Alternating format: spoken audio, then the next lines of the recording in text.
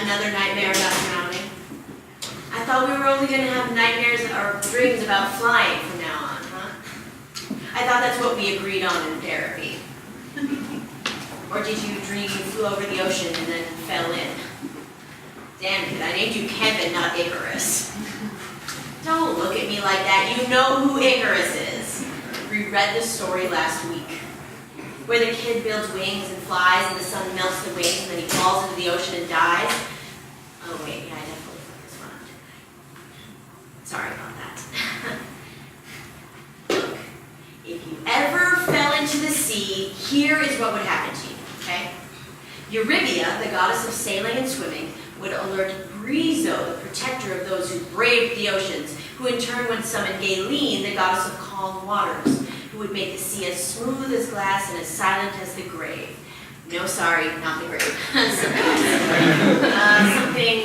I don't know. What's quiet and pleasant? Sunday afternoon. There you go. Smooth as glass and silent as a Sunday afternoon.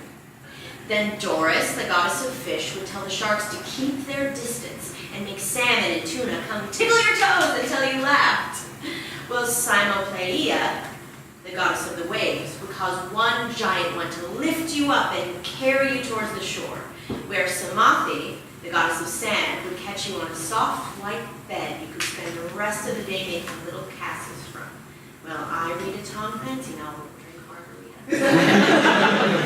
If there were rocks or reefs which might block you from getting to the shore, the seagull goddess, Enoleopathea, who once helped Odysseus reach the island of Sharia unharmed, would lend you the protection of her veil, which rendered the wearer unable to drown and impervious to stone.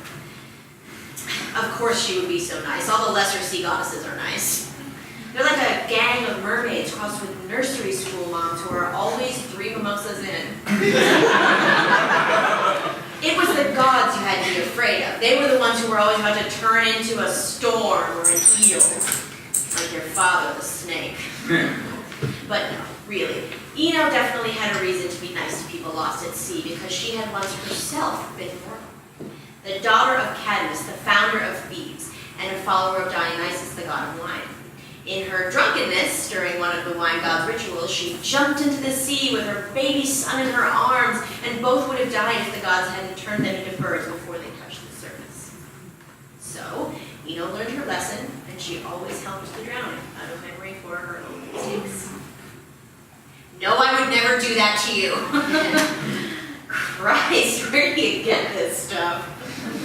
For one thing, have you ever seen me jump into a pool, let alone the ocean? Kid, believe me, there aren't enough white wine spritzers in the world to make me want to get my hair wet. Anyway, even if I did, it would all turn out okay, and that's my point. No matter what, everything ends with me on sabbatical from this dissertation, and you and I kicking back on the beach, watching Thetis turn the tides. You remember Thetis, right? She was the one who helped Zeus escape the trap laid for him by the other gods, and who he would have married, but there was a prophecy that her son would be greater than his father, so Zeus married her to the king Peleus instead, and her son was Achilles, greatest warrior of the Greeks. Yes, the one who died. Well, I'm sorry. Mothers in mythology don't always get off easy either. Yes, of course, I'd never let you die. Who else is going to tell the cabana boy I want another pina colada?